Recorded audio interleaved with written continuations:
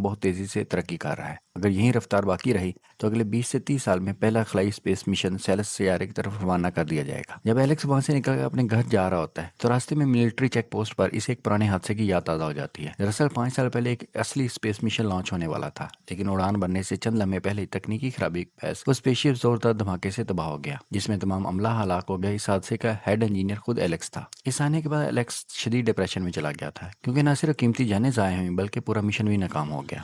اس واقعے سے سبق سیکھتے ہوئے سائنسدانوں نے فیصلہ کیا پہلے سیمولیشن کے ذریعے ہر ممکن صورتحال کو جانچا جائے تاکہ آئندہ کوئی غلطی نہ ہو۔ گھر پہنچ کر جب ایلیکس آرام کر رہا ہوتا ہے تو اچانک منی روبوٹ دیوار پر الینا کی ویڈیو پروجیکٹ کر دیتا ہے۔ اس ویڈیو میں الینا کی وہی معصوم باتیں ریکارڈ ہوتی ہیں جو روبوٹ سے کر رہی ہوتی۔ یہ دیکھا ایلیکس کے جذبات مزید گہرے ہو جاتے ہیں۔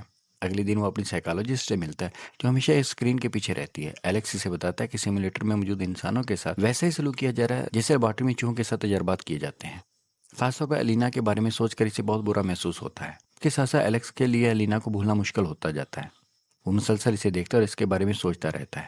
آخرکار ایک دن وہ اپنے جذبات پر قابو نہیں رکھ پاتا اور سیدھا ملٹری بیس کی طرف یعنی آربٹ 9 سیمولیٹر کی طرف روانہ ہو جاتا ہے۔ دوسری طرف الینا اپنے اسپیس شپ میں مایوسی کے عالم میں بیٹھی ہوتی ہے کہ اچانک الارم بجنے لگتا ہے۔ وہ دیکھتی ہے کہ ایک اسپیس کیپسول اس کے شپ سے جڑ رہا ہے، حالانکہ اس نے مدد کی کوئی درخواست نہیں بھیجی تھی۔ دروازہ کھلتا ہے تو وہ حیران رہ جاتی ہے کیونکہ اس کے سامنے دوبارہ ایلیکس کھڑا ہوتا ہے، اور اس بار بغیر اسپیس سوٹ کے۔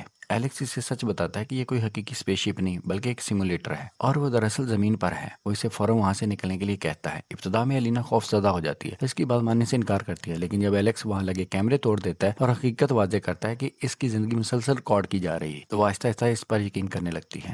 ایلیکس ایک چال چلتا ہے اور الینا کی جگہ منی روبوٹ کو سیٹ کر دیتا ہے تاکہ سسٹم کو لگے کہ اب بھی وہ وہیں موجود ہے اور اس کی ہیلتھ رپورٹ آتی رہے۔ اس کے بعد الینا کو ساتھ لے کر وہاں سے نکل جاتا ہے۔ جب الینا پہلی بار باہر آتی تو تیز دھوپ اور روشنی اس کے لیے بالکل نہیں ہوتی ہے۔ اس کا دل تیزی سے دھڑکنے لگتا ہے کیونکہ اس نے اپنی پوری زندگی میں کبھی سورج کی روشنی نہیں دیکھی ہوتی۔ ایلیکس اسے ایک باکس میں چھپا کر اپنے ٹرک میں لے جاتا ہے۔ ملٹری چیک پوسٹ پر ایک فوجی ریڈیشن ڈیٹیکٹر سے ٹرک کو سکین کرتا ہے۔ جیسے وہ پچھلے حصے کی طرف بڑھتا ہے، ڈیٹیکٹر تیز آواز دینے لگتا ہے۔ ایلیکس گھبرا جاتا ہے، لیکن فوجی یہ کہہ کر اسے جانے دیتا ہے کہ سگنل باہر پڑے اسپیس سوٹ کی وجہ سے آ رہا ہے۔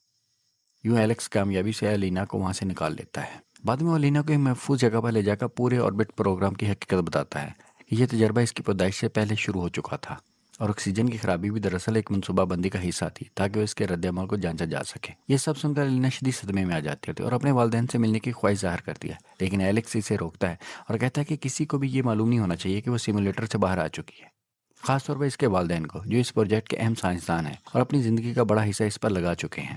وہ اسے سمجھاتا ہے کہ ان لوگوں سے سچائی یا اپنائیت کی امید رکھنا غلط ہوگا، کیونکہ اس تجربے میں